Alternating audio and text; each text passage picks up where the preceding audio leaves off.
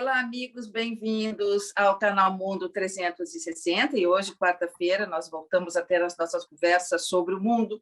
E, como vocês sabem, é sobre o mundo, mas sempre tendo em mira o homem, né? E que sentido tem a gente falar sobre o mundo se não se questionar sobre o papel do homem, e o homem enquanto ser individual e o homem também enquanto ser de grupo, enquanto a sua psicologia das massas. E hoje não poderia ser mais bacana, ser uma quarta-feira mais importante, porque estou recebendo o advogado, jornalista, cientista político, uma verdadeira lenda da ciência política no Brasil, que é o Antônio Lavareda. Quem não conhece esse cientista político, eu gosto muito dele, ouço tudo que ele diz, leio, sempre que começo a ficar um pouco confusa sobre a política, sobretudo a política brasileira, e começo até a ficar nervosa, eu vou ler o que Lavareda tem escrito, ou o que ele está dizendo. É um escritor, também um grande entendido sobre o papel do homem enquanto ser político,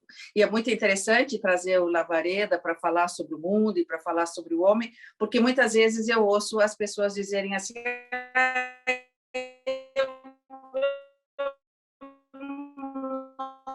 gosto de política, não. Mas da política eu não gosto, não entendo, não me interesso. Ora, isso não é verdade, porque todo homem é um ser político, né? Eu costumo dizer que respirar é um ato político.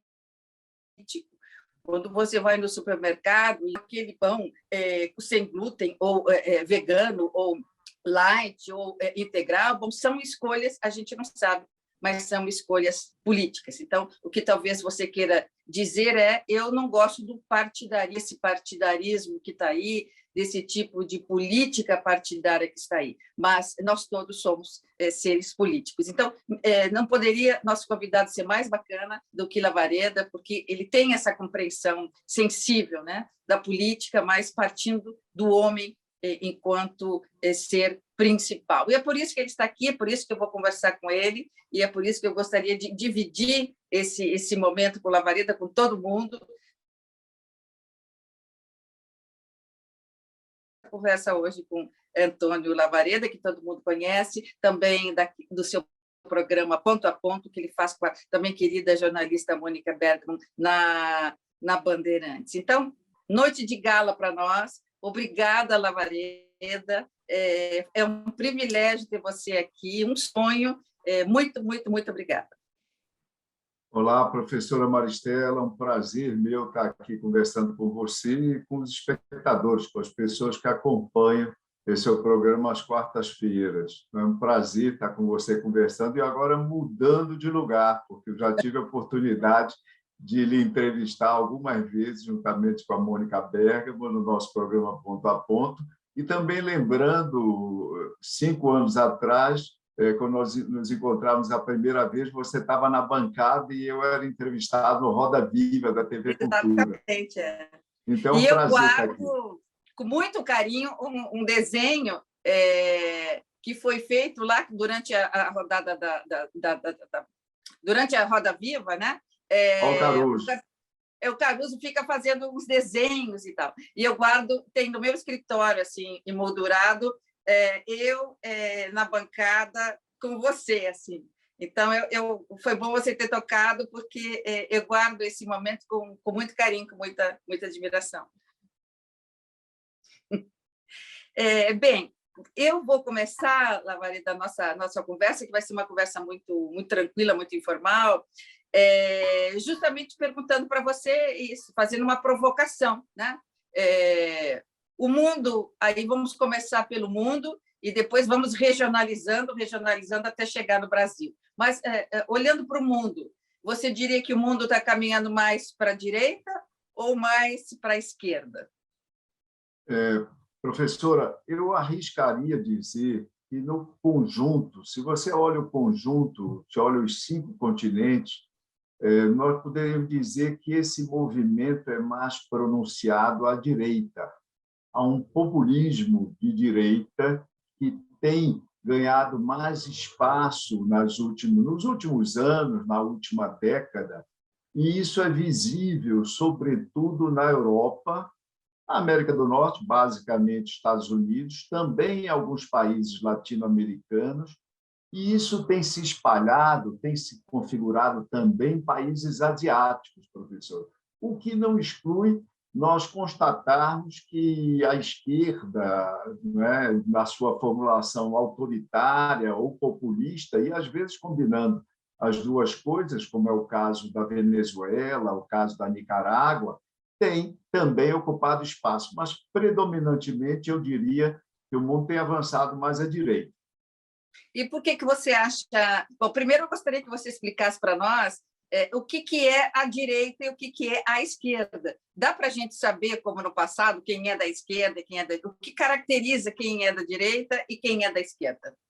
Olha, primeiro lugar, nós temos que nos pautar um pouco pela mídia, como a mídia internacionalmente descreve e posiciona as lideranças políticas. E, em segundo lugar, né, e associado a isso, naturalmente, nós temos que ver que, por exemplo, na Europa e nos Estados Unidos, o que nós chamamos de nova direita, que é esse fenômeno desses tempos, tem a ver com um certo recuo do que era tradicionalmente o conservadorismo nesses países, né? Forças conservadoras, partidos tradicionais, que frequentemente até faziam alianças com partidos de centro-esquerda em grandes coalizões, como a coalizão que na Alemanha ensejou aí essa estabilidade do governo Merkel, por exemplo, né? Esse conservadorismo que era calcado naqueles que o Burke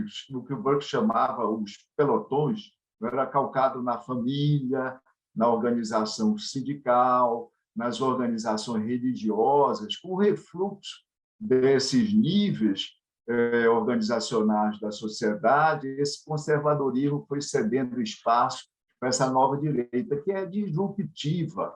Na verdade, ela está longe, ela não é conservadora, porque, de fato, ela é revolucionária em muitos aspectos, né? do ponto de vista da sua retórica, do ponto de vista do conteúdo, né, da sua agenda política e do ponto de vista, sobretudo, emocional, professor.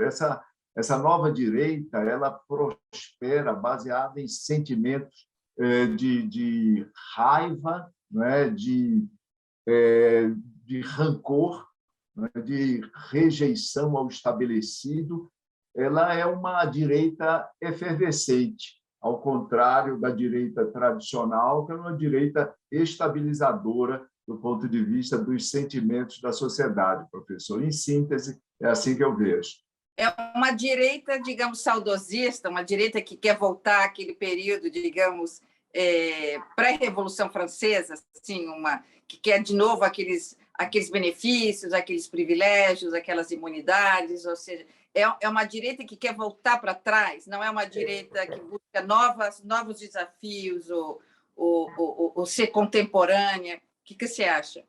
Ou seja, ela não concilia aí uma prática e uma filosofia conservadora do ponto de vista de valores sociais com a busca do progresso, como a professora nos traz. Ela é regressiva, ela é disruptiva no sentido de que ela nega o presente, nega as conquistas eventuais que tenham sido feitas, e ela é sempre movida, como eu disse, pelo rancor, em alguns casos, pelo ódio. Agora, é muito importante nós lembrarmos que há um contexto geral no mundo, né, de debilitamento, né, de enfraquecimento da democracia liberal, onde esse movimento teve espaço, tem lugar, mas adquire, em cada circunstância nacional, adquire naturalmente feições próprias.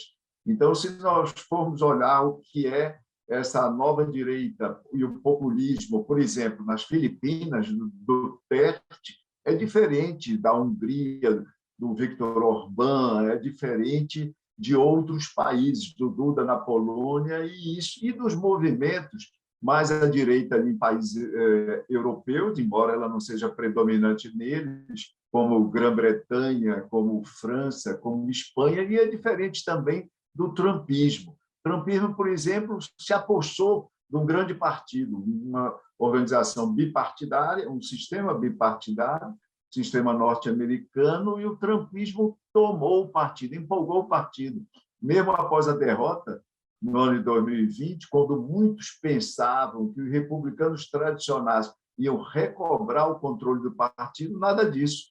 O trumpismo se mostrou hegemônico, vai pilotar o Partido Republicano nas eleições intermediárias do ano que vem, de 2022, e muito provavelmente Trump vai se apresentar novamente em 2024, mas sempre com circunstâncias diferentes. A nova direita também tem feições próprias no Brasil.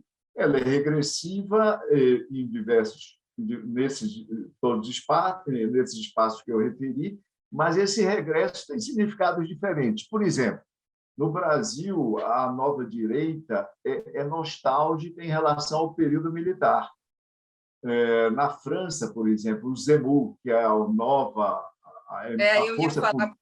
a força queria que política, você comentasse isso para nós. Essa força política, o Zemmour, o Éric Zemmour, é um jornalista até o colunista político, jornalista político de maior expressão do Le Figaro, tem uma presença na mídia de TV intensa, etc. Tal. O Zé com Zemmour é um programa de televisão com bastante audiência, e agora ele está literalmente, segundo o IFOP, Instituto Francês de Opinião Pública, está nos calcanhares, empatado tecnicamente com Marine Le Pen, e os dois somados, ultrapassando, a soma dos dois, ultrapassando o Macron. É uma ameaça real. Qual é a plataforma do Zemmour? E isso é bem ilustrativo. Ele é islamofóbico, então é anti-islã. Por exemplo, ele defende a reimigração, ou seja, a devolução de imigrantes forçada, né? Ele é antifeminista e ele é antimulticulturalismo. Ou seja, e ele, então, ele é o defende... contrário de tudo. O regresso é diferente em cada lugar, mas essa nova direita sempre... A Itália viu isso um pouco tempo atrás, né? Com esses personagens.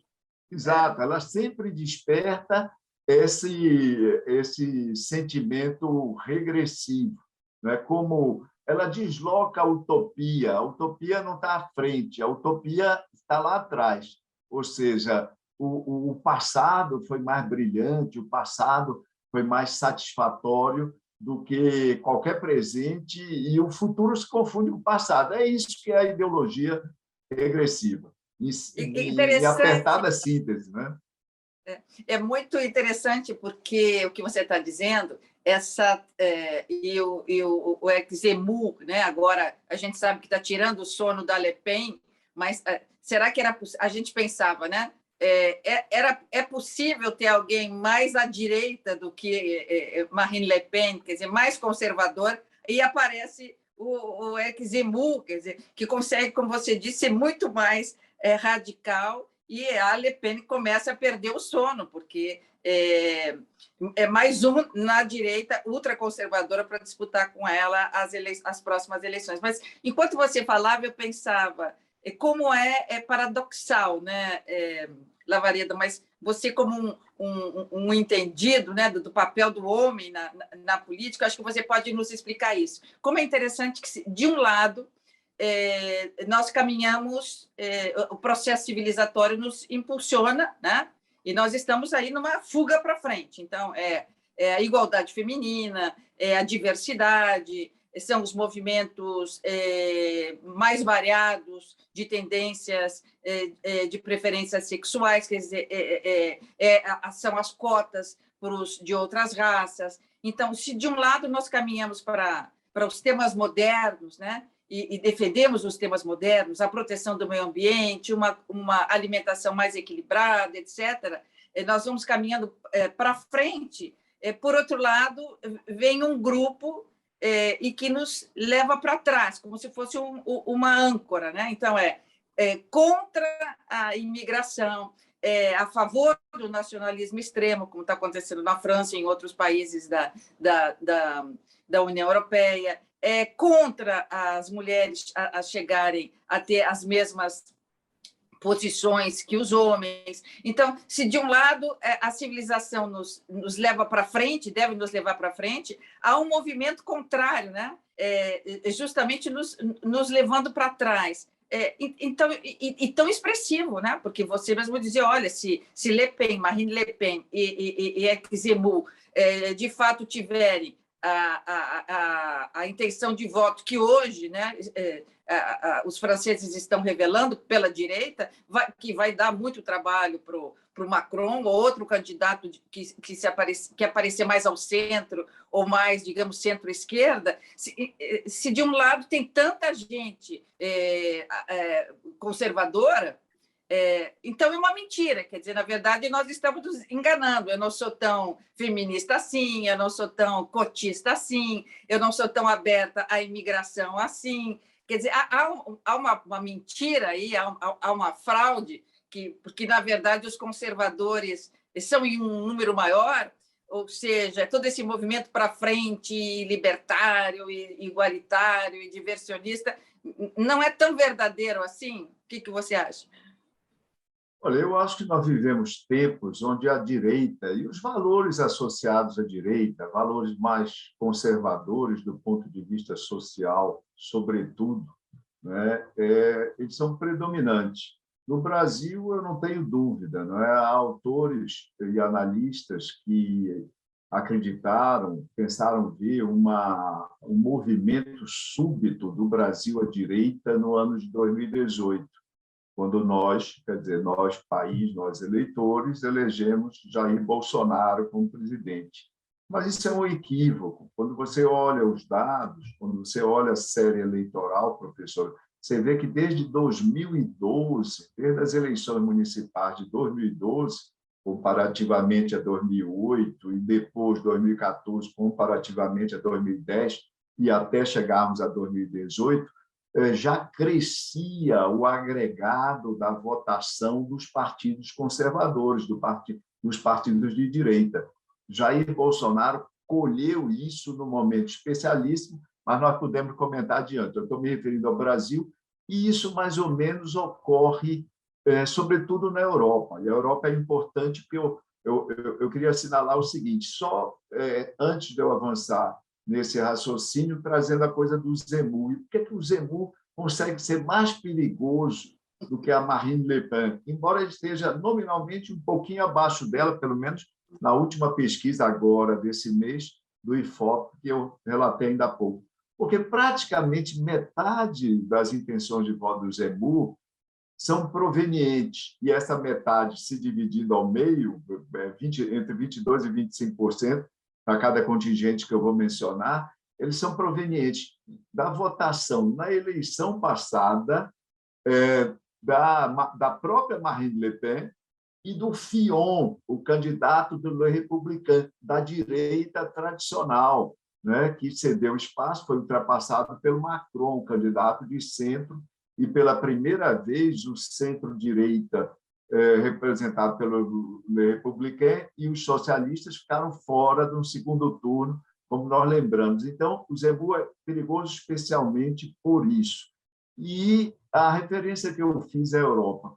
Olha, é notável, professor, você conhece isso, quando nós vamos ler sobre populismo, sobre direita na Ásia, na América mesmo, o fenômeno do trumpismo, por óbvio, na América Latina, né? Nós vemos sempre referências nas raízes, alguma inspiração no que ocorreu, no que tem ocorrido na Europa. A Europa continua sendo, naturalmente, o grande berço de ideias filosóficas, de inspiração, como inspiração de movimentos políticos, como sinalização de principais tendências. Não por acaso o movimento ecologista, o movimento verde, o conceito de sustentabilidade, tudo surgiu ali. E na Europa surgem esses movimentos que nós denominamos numa síntese que às vezes é algo superficial, termina sendo tosca, porque junta elementos que têm realidades que têm níveis de distinção bastante razoáveis, mas porque surge ali na Europa associado ao debilitamento da democracia liberal. É porque, professora, a Europa que tinha sido exatamente, né, a plataforma de fortalecimento da democracia representativa no pós-guerra, no pós-Segunda Guerra, durante décadas, ela sofreu bastante as consequências da crise de 2008, da crise econômico-financeira de 2008, né? Sofreu bastante, e esse padecimento se somou a um refluxo econômico que já vinha desde os anos 90, ainda no final do século passado. E quais foram as consequências? 4 grandes consequências, professor, se fizeram ver na dimensão econômico-financeira na Europa, e isso teve tradução política bastante visível hoje em dia. Primeiro, redução da renda média dos cidadãos. Então, de repente, depois de 3 décadas, 4 décadas de contínua alavancagem do padrão de vida das pessoas, dos cidadãos europeus, a renda média cai. Junto com isso, vem o crescimento do endividamento das famílias. Associado a esse processo geral, vem o crescimento do endividamento do Estado e, por decorrência, a necessidade de pôr em prática as políticas de austeridade e redução das circunstâncias benfazejas para os trabalhadores mais pobres do estado de bem-estar. E, por último, associado a tudo isso também, um aumento importante da desigualdade socioeconômica. É esse o caldo de cultura que, proveniente da dimensão econômica, onde as pessoas se movem, né? É na economia que, através do emprego e da renda, nós formulamos e satisfazemos ou não os nossos sonhos para nós, sonhos para os nossos filhos, sonhos para as nossas famílias, etc, etc, etc. Então, é quase sempre com uma raiz funda no que ocorre na dimensão econômica, que ao nível, como já foi dito lá atrás, desde o Hegel, ao nível superestrutural, esses movimentos políticos e essas ideias, etc. e tal, surgem e têm mais ou menos alento. Então, essa crise da democracia liberal está associada a esse influxo aí da vitalidade econômica da Europa, professora, no meu entendimento. É quase que o movimento da física, né? A todo movimento que vai, a toda ação, como você está dizendo, existe uma reação, né? Então, você diria que a globalização é a culpada, a globalização enquanto, né, modelos de escala universais, padrões internacionais que todos devem seguir. Quer dizer, você acha que a globalização é a responsável por esse, digamos, saudosismo, por esse vamos voltar para trás, né? Porque estamos perdendo dinheiro, as nossas empresas estão diminuindo, nós estamos perdendo prestígio, a nossa família está perdendo espaço na sociedade. Então, é como se fosse uma tendência de ir para trás da mesma força com que há um movimento que vai para frente. O que você descreveu muito bem, professor, o mecanismo que, por exemplo, numa situação concreta, nos ajuda a entender o que aconteceu com o Brexit. É exatamente isso, né? Uma batalha de percepções, e percepções com raízes nas circunstâncias concretas de vida de determinados grupos, determinados segmentos sociais, né? Os mais jovens, vendo um futuro mais auspicioso com a participação na União Europeia, os mais velhos e das regiões mais prejudicadas pela competição generalizada dentro do bloco europeu, na Grã-Bretanha, com ressentimento, com rancor em relação a essa integração, e levou à saída da Grã-Bretanha do bloco europeu, da União Europeia, com todas as suas consequências. E os Estados Unidos também. Nós lembrávamos no início da conversa, professora, nosso primeiro encontro lá no Roda Viva, você relatava aí a charge do Paulo Caruso. Eu também tenho uma charge, algumas vezes eu estive lá, eu tenho algumas charges do Paulo do Caruso de lá do Roda Viva, e ele tem um traçado fantástico. E da minha, Lavaredo, eu vou fazer uma observação na minha, tem você assim, e eu tá escrito assim, e a Hillary Clinton. Exatamente. Você me fez uma pergunta. Eu Você me fez adorei, uma, e a Hillary você, Clinton, né? você me fez uma pergunta exatamente sobre a Hillary Clinton. Aliás, você perguntou o seguinte, em junho, se a memória não me traz, você vai me corrigir. Você disse, olha, professor, você que entende, é especialista aí nessa coisa de eleições, se você fosse dar um conselho para Hillary Clinton, a candidata democrata, qual seria, etc. e tal. E eu arrisquei. Obviamente, eu tomado de surpresa. Eu estava ali para falar sobre o Brasil, basicamente, mas você trouxe oportunamente a questão de uma eleição que se mostraria tão dramaticamente importante Sim, para todo mundo, para o Brasil também, meses depois, 5 meses depois. Mas eu arrisquei dizer naquele momento, eu dizia, olha, eu se assessorasse a candidata Hillary Clinton, eu diria a ela para ter mais e toda a atenção num segmento que é base do Partido Democrata, que são os trabalhadores brancos industriais de baixa instrução.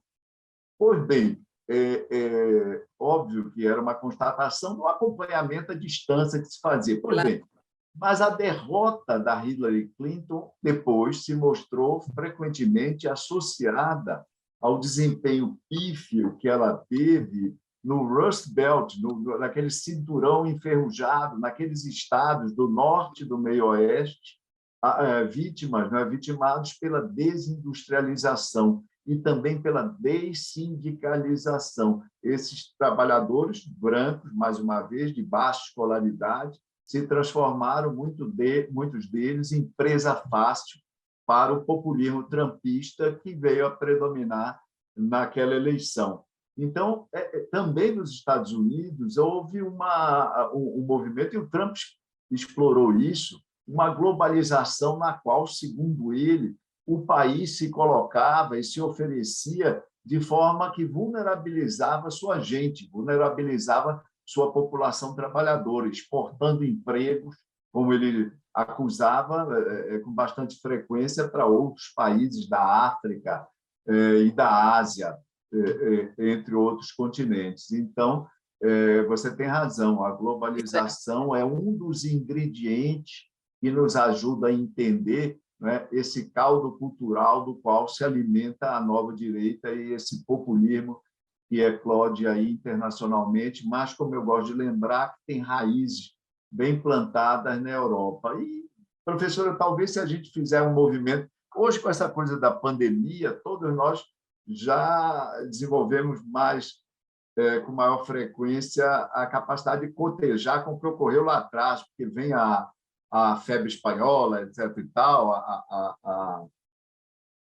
e uma pandemia, outra pandemia de 100 anos atrás, etc. E aí a gente precisa lembrar que lá atrás também a Europa assistiu outro momento em que em que o mundo avançou para a direita, escorregou no extrema direita e os conservadores se viram engolfados por esses que se apresentaram inicialmente como seus parceiros, mas depois, né, os eclipsaram e assumiram o comando. Foram os fascistas na Itália, os nazistas na Alemanha, mas também o franquismo, também o salazarismo. O mundo estava saindo da Primeira Guerra Mundial, fazendo Liga das Nações, ou seja, movimento internacionalista, etc., mas as circunstâncias econômicas, mais uma vez, se apresentaram naquele momento dramáticas e ensejaram as condições para a emergência dessas doutrinas extremas no espectro político e ideológico de forma lamentável.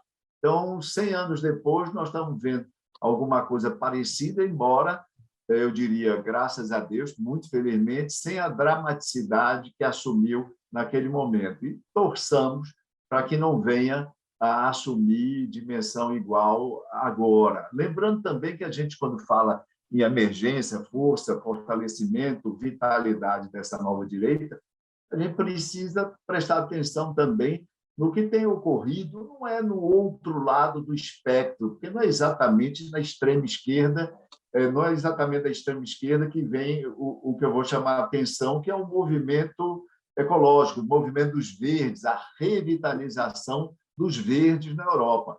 Veja, professora, que os verdes tiveram nessas últimas eleições, desde 2019, nas eleições do Parlamento Europeu, um crescimento, cresceram bastante em pelo menos 13 países, e em 6 deles, meia dúzia deles, já passaram a integrar governos. E eu não estou falando ainda da Alemanha, onde essa possibilidade é aberta, porque eles tiveram ali 14,8% nas eleições recentes.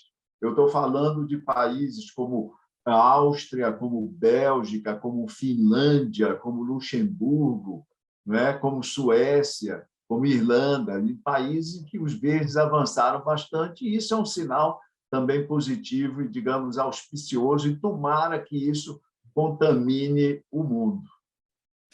E quando você falava, Lavareda, eu estava pensando nos jovens, quando você descrevia também essa tendência ali, sobretudo europeia, de caminhar para a direita, para esses valores mais conservadores.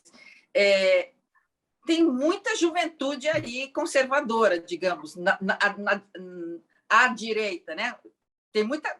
Se a gente olhar para a Europa, França, Itália, enfim, Alemanha quase não tanto, mas se a gente focar na Europa francesa, que nos revela nesse momento esses dois ultraconservadores, mas também olhando para o resto do mundo, e até vamos chegar a olhar um pouquinho no Brasil, tem muita juventude aí à direita, né? Conservadora, mais radical, mais teimosa.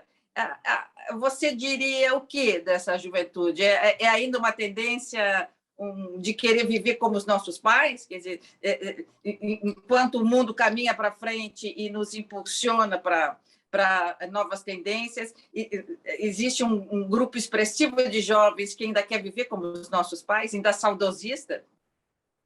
Olha, professora, esse fenômeno, digamos... Como é que você explica isso? Esse fenômeno, vamos chamar a captura da mente dos jovens por ideias mais radicais à direita, por esse novo populismo aí que se faz presente mundo afora, e isso está mais associado de crescimento naqueles países onde o sistema partidário é mais débil, né? Mais débil. Lembrando que, quando a gente fala em partidos políticos, em geral se costuma dizer que os partidos estão fracos em todo o mundo, etc. e tal. O Brasil, por exemplo, não seria uma exceção, mas não, o Brasil é uma exceção, sim, porque quando a gente fala de sistemas partidários enfraquecidos, a gente está se referindo a sistemas, a países onde os partidos, que são as agências de representação básica, de representação política da sociedade, eles não têm nenhum enraizamento praticamente no tecido social. Quando você olha os Estados Unidos, mal ou bem, os grandes partidos têm, entre eleitores identificados e eleitores linear, como eles chamam, eleitores inclinados, tem mais de 40%. Cada um deles. Quando você olha para a Europa, a Grã-Bretanha, a Alemanha, você tem, no mínimo, valores superiores a 30% de preferência partidária. A França, que é muito fragmentada, tem menos, 15%. Mas, no Brasil, só um partido chega a 2 dígitos, chega, nas últimas pesquisas, 13%, 14%, que é o PT. Os demais partidos não chegam a 5%. E muitos deles importantes, que às vezes presidem a Câmara, como o PP no caso, entre outros, etc., tem 0% de preferência partidária, não existe. Quanto mais fracos os partidos, mais os jovens em busca de identidade política, e essa identidade é naturalmente coletiva, eles estão sujeitos a serem, como eu disse, capturados cooptados por esses credos extremistas. Mas eu queria chamar a atenção para, por exemplo, nos Estados Unidos, o trumpismo é um fenômeno prevalecente entre brancos de escolaridade média ou baixa e mais velhos, professor. Os jovens e os universitários não são, em sua grande maioria, trumpistas. No Brasil, embora haja essa situação propícia à captura que nós estávamos conversando antes, no Brasil, os jovens, e sobretudo os universitários, também não se alinham ao bolsonarismo, por exemplo, tão distante. Os percentuais de aprovação e de intenção de voto que o presidente Bolsonaro obtém nas pesquisas, os percentuais entre jovens, e volto a dizer, terceiro grau, estudantes de universidade, é especialmente mais baixo do que na média da população, entre os jovens e entre as mulheres, porque aí é uma outra questão. As mulheres, mundo afora, com raras exceções, elas estão, professora, mais à esquerda. Uma vez, 3 anos atrás, eu escrevi um artigo no blog, publicado no blog do Noblar, na Veja, está lá, para quem tiver curiosidade, dê lá uma olhada no Google. Mulheres são de esquerda e homens de direita. E eu lembro desse artigo. Eu tento explicar isso do ponto de vista de sociologia política, que são explicações existentes na literatura, e tento adicionar um outro elemento proveniente de neurociência, proveniente da neuropolítica, que para quem se interessar, é uma leitura que talvez seja interessante e inspire pesquisas mais aprofundadas, porque, afinal de contas, é um artigo com toda a ligeireza de um artigo. Mas me diga, você tocou no assunto, trazendo, eu vou voltar depois para o contexto internacional, porque quero fazer um fechamento lá de cima do hemisfério norte, se está caminhando mais para a direita, quero ver com você também um pouco da Ásia, para a gente entender o que acontece politicamente por lá, mas fazendo um gancho com o Brasil, só nesse aspecto das mulheres, você acha que essas parlamentares, essas mulheres da política, que são tão aguerridas e que nos passaram a ideia, durante a campanha eleitoral, de serem tão, digamos, comprometidas com as pautas femininas, para não dizer feministas, mas que são mulheres que, de fato, se apresentaram como lideranças no campo do feminino. Como é que essas mulheres agora estão tão aguerridas na luta pela defesa do governo Bolsonaro? Você diria que nós estávamos enganadas ou enganados na medida em que elas não eram tão defensoras das pautas femininas assim? Nós estávamos enganados, elas ou enganadas, elas, na verdade, mentiram para nós? Ou isso é teimosia mesmo? Elas estariam arrependidas, elas sabem que esse não é um governo, digamos, tão democrático assim, e tão voltado para as pautas femininas, e para a diversidade, para a igualdade, enfim, mas elas estão ali por simples fato de que não podem recuar, porque senão demonstrariam fraqueza, e estão mais por teimosia do que por ideologia. O que você acha? Professora Maristela, obviamente há um leque de casos, né, um leque de exemplaridades de mulheres na vida política brasileira. Sim. É preciso nós chamarmos a atenção, em primeiro lugar, porque o contingente de mulheres na representação política é muito baixo no Brasil, como é sabido. Nós ficamos, há vários tipos de ranking, né, em função dos cargos que selecionam, etc. Mas em nenhum deles o Brasil fica abaixo ou acima, melhor dizendo, da 100ª posição do ponto de vista de representação política. As mulheres tiveram franquia, ou seja, franquia eleitoral, direito ao voto, no Brasil, por exemplo, 20 anos antes da Bolívia, mas as mulheres na Bolívia têm praticamente 3 vezes um percentual maior de representação no parlamento do que no Brasil. Há países muçulmanos onde há toda uma carga de discriminação sabida sobre as mulheres que tem um percentual onde elas têm um percentual de representação política maior do que entre nós. Então, há uma série de explicações e, com certeza, é um tema que merece reflexão e que vai ser objeto, em algum momento, você convidar especialistas, mulheres, para discutir essa questão no seu programa.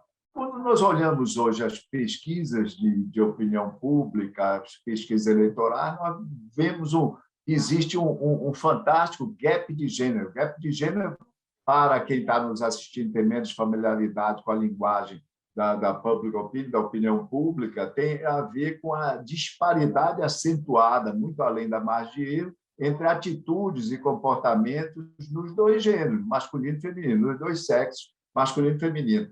Entre as mulheres, o Bolsonaro tem um percentual muito aquém, muito abaixo do que obtém entre os homens. Aliás, na eleição de 2018, tivesse dependido apenas das mulheres, segundo algumas pesquisas, o Bolsonaro teria perdido por uma pequena margem, isso tendo sido compensado por uma grande dianteira que ele teve entre os homens. Há mulheres, então, na cena política, bolsonaristas e não bolsonaristas. Algumas dessas bolsonaristas demonstraram posteriormente um certo arrependimento, ou pelo menos arrefeceram na sua admiração e na sua militância em prol das ideias e dos posicionamentos do presidente. O tempo, a campanha eleitoral, tudo isso vai, obviamente, nos permitir examinar melhor esse eventual, esse reposicionamento já em curso por parte de algumas delas. Eu não vou citar os nomes, porque quem nos acompanha conhece, sabe, conhece os exemplos e as circunstâncias. Mas também é preciso dizer que algumas delas continuam sendo elementos importantes. Eu vou citar uma delas, a deputada Bia Kicis, por exemplo, presidente da Comissão de Constituição e Justiça, que continua sendo uma militante ativa. A Zambelli, né? A Carla Zambelli, elas continuam a ser firmes e ativas no seu posicionamento favorável ao presidente, defendendo suas ideias e declarando que vão marchar ao seu lado, e muito provavelmente vão fazer isso ao seu lado na eleição de 2022. Então, você está dizendo, trazendo para a psicologia das massas, que ainda tem, é um percentual menor, mas ainda tem muita mulher que gosta do tipo malvado, né? Olha, quando a gente diz, por exemplo, quando eu escrevi que mulheres são de esquerda, homens são de direita, são simplificações para nós darmos conta do que é, na verdade, prevalecente. Na verdade, para ser preciso, eu deveria ter escrito: as mulheres, em sua maioria, são de esquerda, os homens, em sua maioria, mas isso ficaria demasiadamente longo e menos atraente. Mas há segmentos, por exemplo, é preciso perceber que, na sociedade, nem todas as mulheres são iguais. Por exemplo, há um grande contingente de mulheres evangélicas, mulheres evangélicas. As denominações evangélicas, elas têm crescido incrivelmente no Brasil e impulsionado até partidos políticos, como o antigo Republicanos, hoje o Partido Liberal, o PL, hoje o Republicanos, antigamente era o Partido Republicano, hoje é o Republicanos apenas. Há contingentes evangélicos de deputados, deputadas em diversos partidos, mas os fiéis, os que frequentam essas igrejas, etc., elas, já que estamos nos referindo às mulheres, elas se enquadram num contexto. Mark Galli, um doutor em teologia, que foi editor-chefe de uma revista chamada Christianity Today, ele escreveu um livro, Quando foi que começamos a nos esquecer de Deus?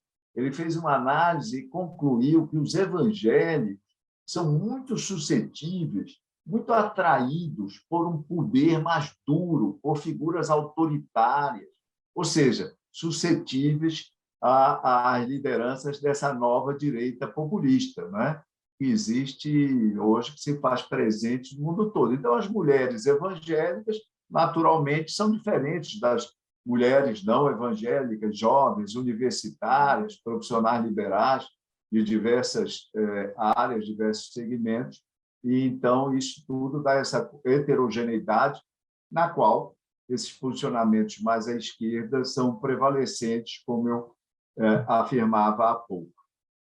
Esses líderes da direita, mais populistas, até mesmo os ultradireitistas, eles encarnariam o pai da horda, então, né? Aquele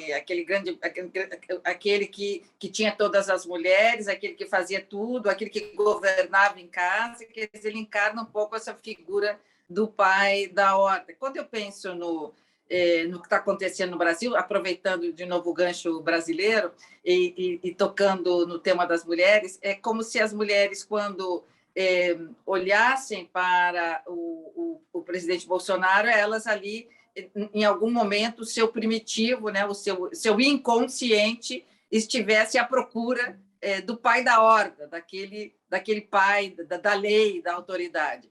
Já quando as mulheres olham para o ex-presidente Lula da Silva, ali já é uma figura mais sedutora, né? Já, digamos, é uma figura mais moderna, mais modernizante, mais contemporânea. Será que é isso? Nós temos assim ainda o inconsciente coletivo feminino falando numa tendência bolsonarista e noutra tendência, digamos, lulista? Você vê isso ou não? Professora, lá no artigo que eu citei há pouco, no meu artigo, eu chamava atenção para o fato de que a agenda das mulheres é nitidamente diferente da agenda dos homens, e isso tem muito a ver com o papel que elas ocupam na sociedade e também com alguns traços, né, que a gente identifica a partir da neurociência. Eu digo lá ao final que a testosterona faz toda a diferença, a maior quantidade absurda de testosterona entre os homens e a ausência disso entre as mulheres. Então, os homens são mais belicosos, mais agressivos, mais, entre aspas, objetivos, mais, entre aspas, e eu estou dizendo entre aspas porque pejorativamente, mais, entre aspas, pragmáticos, excessivamente, enquanto as mulheres são preocupadas com uma agenda. Por exemplo, nas famílias, quem é que cuida da questão da saúde? Quem é que cuida da questão da educação? Quem é que tem mais preocupação com a segurança dos filhos? São as mulheres. Então, isso é uma agenda tipicamente feminina. Por que as mulheres são, no Brasil, como na Europa e nos Estados Unidos, mais contrárias ao armamento, à liberação de comercialização de armas de fogo? Por conta disso também. Isso termina tendo consequências políticas. Eu diria apenas, para chamar a atenção, talvez valha a pena para a reflexão, professora, que a questão do líder forte, a admiração pelo líder forte, não se circunscreve a segmentos femininos. Ao contrário, homens são frequentemente adoradores desses líderes fortes. O Ark Brown, britânico, publicou um livro super interessante chamado The Myth of the Strong Leader, exatamente sobre isso, não é? O papel, a atração que as pessoas têm pelo líder forte, em geral, dito líder carismático, etc. E ele faz cotejos. Na Grã-Bretanha, por exemplo, ele pega o Tony Blair, líder carismático, forte, etc. e tal, e levou o país a uma inapropriada, sem nenhuma justificativa, e como depois se demonstraria, a Guerra do Iraque, por exemplo. E ele coteja um líder que governava em colegiado, com outro estilo dialogal, estilo de procurar convergência, parecido com o Biden, por exemplo, do Clement Attlee. O Attlee fez o NHS, o Sistema Nacional de Saúde britânico, que muitos não sabem, foi o que inspirou, por exemplo, o nosso SUS. Modelo dialogal, modelo de governante que busca a prática colegiada. O Lyndon Johnson também. Lyndon Johnson ficou com má memória por conta da guerra do Vietnã, coitado, não pôde nem disputar o que seria uma eleição adiante. Mas o Lyndon Johnson deixou um legado na política norte-americana, na sociedade, fantástico. A legislação de direitos civis que ele fez aprovar ali em meados dos anos 60 do século passado, o Medicare, o Medicaid, todos o que existe até antes do Obama, o que existia de seguro de saúde, de seguro social para suportar essa questão, a questão sanitária das classes mais pobres, das classes trabalhadoras norte-americanas. Líderes com estilo de colegiado e não fortes lideranças.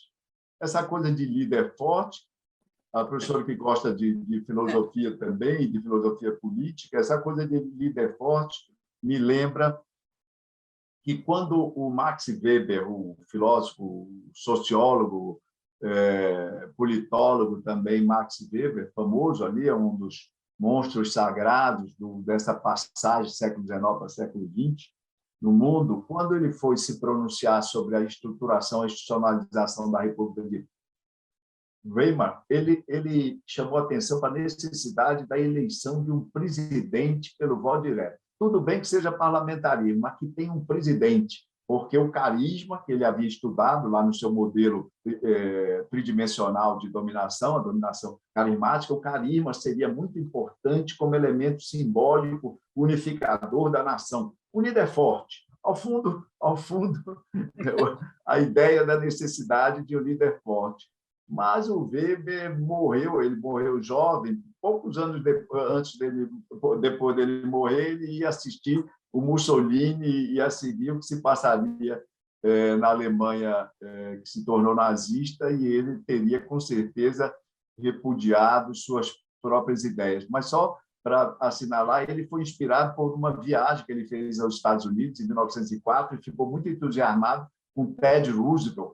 Ted Roosevelt, o presidente americano que até hoje é representado cavalgando aquele cavalo branco, vistoso, etc. E tal, que vez por outra aparece nos filmes. O Weber se deixou impressionar por ele e pelo estilo de campanha que ele fazia, professora.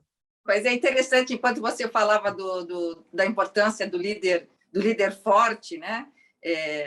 Com uma pitada a mais de testosterona, né? Com uma pitadinha a mais de testosterona, me ocorria também a constatação de que, inclusive, as mulheres que nós elegemos, que o mundo elegeu, né? Mulheres importantes, como vamos lembrar aí, Margaret Thatcher, né? Depois, mais recentemente, a Angela Merkel, lá na Nova Zelândia, essas mulheres que foram eleitas, e foram eleitas com a pauta também feminina, e foram eleitas por serem mulheres, elas também encarnam essa figura do forte das características masculinas, né? Elas são mulheres, sim, elas têm lá tudo que diz respeito ao universo feminino, mas elas também, e principalmente, encarnam características masculinas determinantes, né? Quer dizer, dama de ferro, mulher de aço, mulher de pulso firme. As mulheres nunca conseguem chegar sem essa, digamos, sem ter que assumir características definidoras do que é o masculino. Enquanto você falava, eu pensava nelas, não tanto na Nova Zelândia, porque lá ela me parece que consegue ainda ter um meio a meio, né, do feminino com as características fortes do masculino. Bom, é bem difícil para as mulheres chegarem no poder simplesmente com as suas, sem essa pitada de testosterona, né, Lavareda?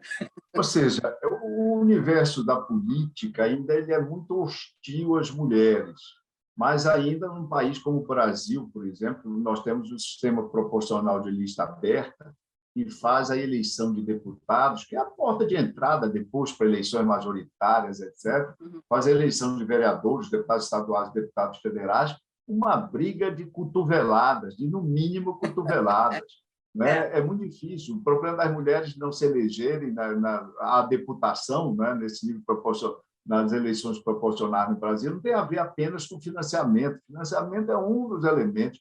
É que o sistema impele a uma competição selvagem entre os candidatos e isso é estranho ao que é predominante como estilo, como ethos das mulheres que se propõem à vida política. Aquelas que se terminam se destacando, você lembrou bem a Margaret Thatcher, etc. e tal, elas tinham que se revestir de uma couraça, de uma armadura, né, de firmeza e, às vezes, de dureza, para parecerem, aos olhares da sociedade, dos eleitores masculinos e até das eleitoras também, como capazes, como aptas a perfazer tarefas, desempenhar papéis comumente reservados apenas aos homens na política.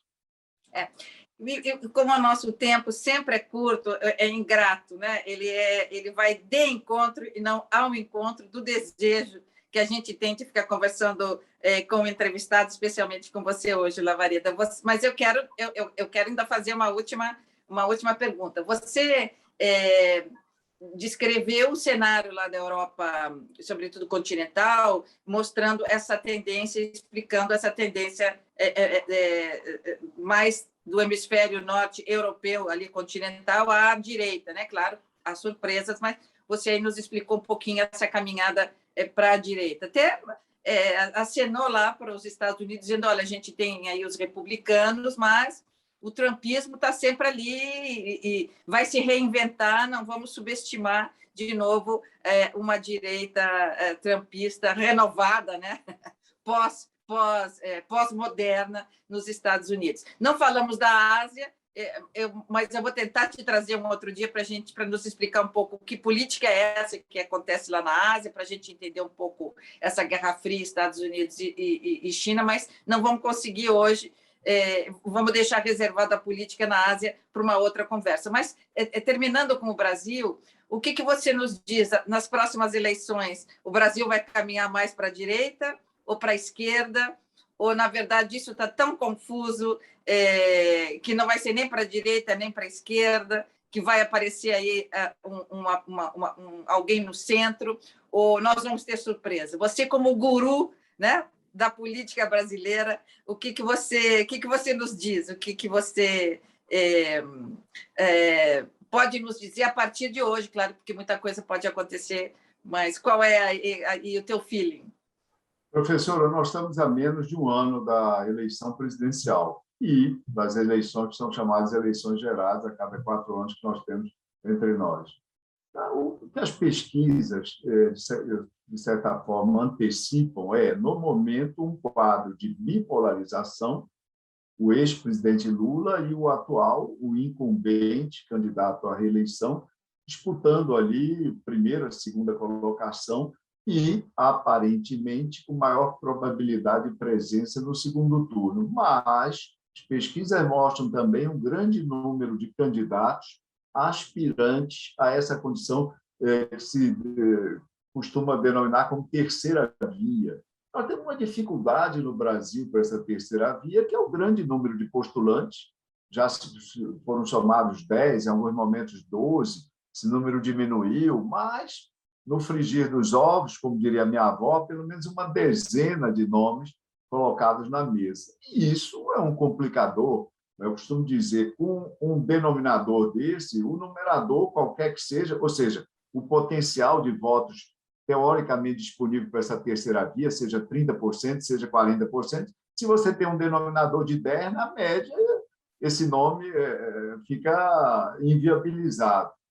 Não é porque nós não temos um quadro partidário, aí eu volto, nós temos o sistema partidário mais fragmentado do mundo, isso prejudica a governabilidade, mas também prejudica o exercício da oposição, e quando chega numa eleição a gente vê claramente isso. Outro dia eu lembrava, olha, nos Estados Unidos, quando o Biden se elegeu contra o Trump, quando foi selecionado como candidato, havia, naquele momento, 29 candidatos do Partido Democrata participando das primárias. 29, ok. Mas a única certeza é que, entre aqueles 29, só um seria selecionado. Nós temos 10 aqui, mas 2, 3, 4, 5 que venham a participar efetivamente da disputa já vão complicar as chances de que um deles chegue ao segundo turno. Não é impossível, é importante nós sabermos. Quem acreditar na necessidade desse caminho tem que não só continuar acreditando, mas investir nisso, valorizar isso, divulgar a ideia da importância de uma candidatura de terceira via, perseguir esse objetivo. Isso não é impossível, mas é difícil. Pelas nossas circunstâncias, é difícil.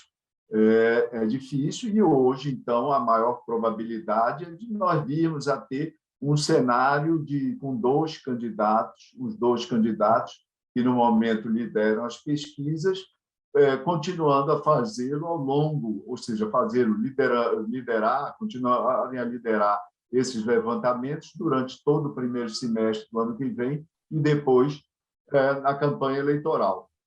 Se um candidato de terceira via vier a ter, por força de coordenação, que é coordenação, juntar 2, 3 candidaturas, 2 partidos, se alinharem, um deles entrega a vice para outro, etc. e tal, e se compõe, se houver a ocorrer um esforço, precisa ser um esforço grande de coordenação de esforços e de redução do número de postulantes, quem sabe nós possamos vir a ter esse candidato que hoje, teoricamente, ficaria em terceiro lugar, ultrapassando um dos 2 principais postulantes e o Brasil assistindo aí um cenário eventualmente novo, de fato, porque nós temos aí 2 filmes, um filme passado, que é o ex-presidente Lula, e o filme do momento, que é o incumbente. A perspectiva de alguma coisa nova poderá vir, efetivamente nova, diferenciada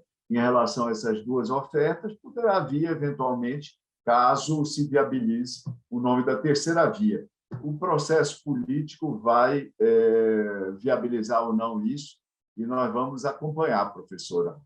É preciso muita competência do centro, né, Lavareda? Eu costumo dizer que a gente, quando a gente não tem, né, não tivemos na última eleição para presidente, e até esse momento a gente não está vendo uma terceira via, uma terceira opção, ou pelo menos 2, né? É por falta de competência mesmo do centro, né? O centro é que tem que trabalhar e nos apresentar um candidato, ou 2, mas seria bom se fosse esses 2, o presidente e o candidato a vice, porque se eles ficarem assim, fragmentados, eles não nos dão escolhas, né? Nós vamos ter que caminhar ou para a direita ou para a esquerda. Então, é preciso que o centro se conscientize da importância de ser competente e de nos apresentar candidatos viáveis, senão o povo vai ficar de novo encurralado entre esse ou aquele. Não é? É isso, professora. Dizendo de outra forma, nós temos um modelo institucional bastante negativo, precário, porque é fragmentador. Então, esses partidos do centro são candidatos de vários partidos do centro. Isso é lastimável. Se nós tivéssemos um sistema partidário mais reduzido, um conjunto de partidos mais reduzido, essa tarefa de coordenação seria muitas vezes mais fácil. Dado o modelo institucional precário, é preciso, então, utilizando suas palavras, muito mais competência, né, para administrar essa dificuldade. Muito mais competência e digamos, comprometimento com o interesse público, com um momento histórico, e talvez a gente possa tomar como exemplo o que está acontecendo dentro mesmo do PSDB. Quer dizer, num momento dramático do Brasil, um dos principais partidos brasileiros nos mostra a sua incapacidade, a sua incompetência de caminhar em direção a um nome, né? A um nome, seja ele esse ou aquele, mas nos mostrar que há, pelo menos ali, uma única voz, um maestro, um concerto. Então, me parece que um pouco do interior do PSDB é um pouco do que acontece na política brasileira no que diz respeito ao centro. Não há se vocês não têm um candidato único, se vocês não estão concertados durante todo esse período do último governo, que foi bastante dramático para nós, se vocês não se concertaram em torno de um único nome, não escolher o seu melhor expoente, digamos, o seu expoente capaz de levar, de ganhar, de competir com os outros 2, o que a gente pode esperar do centro como um todo, né? O que nós podemos esperar? Talvez a mesma divisão ou a mesma indecisão, a mesma incapacidade de nos mostrar um nome, de nos dizer é esse o líder, é essa a liderança, vamos confiar neles e novamente nós vamos ter que votar no menos pior, né? No que seria menos ruim. Então, eu olho um pouco o que acontece no PSDB com tristeza, porque na verdade, o que acontece com o centro em geral, né? Se vocês não estão conseguindo se reunir em torno do seu expoente ou daquele que, nesse momento, é o mais viável, o mais desejável, né, abrindo mão de outros desejos, de outras ambições, de outros projetos, o que esperar dos demais 10 candidatos que compõem? Quem é que vai ter essa grandeza de dizer a sua vez, eu vou esperar um pouco, ou vai você porque tem uma plataforma, um programa mais consistente para demonstrar? Quer dizer, digamos, esse jogo de cintura político, me parece que aquele que a gente está vendo dentro do PSDB é o que a gente está vendo também no centro em geral, né? Mais ou menos isso. Perdemos todos se não houver aí digamos, essa lucidez, se ela não chegar em tempo, né? Essa humildade também dos outros de verificar quem é aquele que, nesse momento, tem um portfólio capaz de se apresentar nos debates ou capaz de se apresentar perante a opinião pública com um currículo, com uma história, ou com um pouco mais de consistência. O que a gente quer do Brasil no futuro, né? E esse futuro tem que chegar logo, porque senão nem futuro a gente vai ter, né, Lavareda? Exato, professora. Sintetizando as suas considerações, desses partidos e dessas lideranças políticas, o que se espera é competência e espírito público. Eu digo sabedoria, que Deus leve sabedoria, seja ele o Deus que for, mas que Deus leve sabedoria a esses homens que estão tendo que se escolher, né? ou que renunciar, que leve sabedoria e compreensão de que esse é um momento dramático no Brasil e que nós precisamos muito dessa serenidade, né? Serenidade da indicação de quem vai, de quem tem melhores chances para fazer esse percurso no deserto, que vai ser difícil. Muito obrigada, Lavareda, você é o nosso guru, nosso mestre, nosso professor. É sempre bom conversar de política com você, porque você torna as coisas compreensíveis, a gente se sente inteligente, porque entendeu o que você falou, então você valoriza o que a gente já sabe e ilumina, esclarecendo e, ao mesmo tempo, trazendo tanto conteúdo, tanto conhecimento. Muito, muito, muito obrigada e que Deus te abençoe muito, muito, muito. Obrigada. Obrigado, professora. Foi um prazer, mais uma vez, conversar com você, conversar também com os espectadores, com as pessoas que estão nos acompanhando e dizer que estou à disposição para novas conversas, novos temas, para a gente aprofundar aí essa reflexão sobre o Brasil e o mundo. Muito obrigada. Até a próxima, Lavareda. Um beijo grande, um abraço.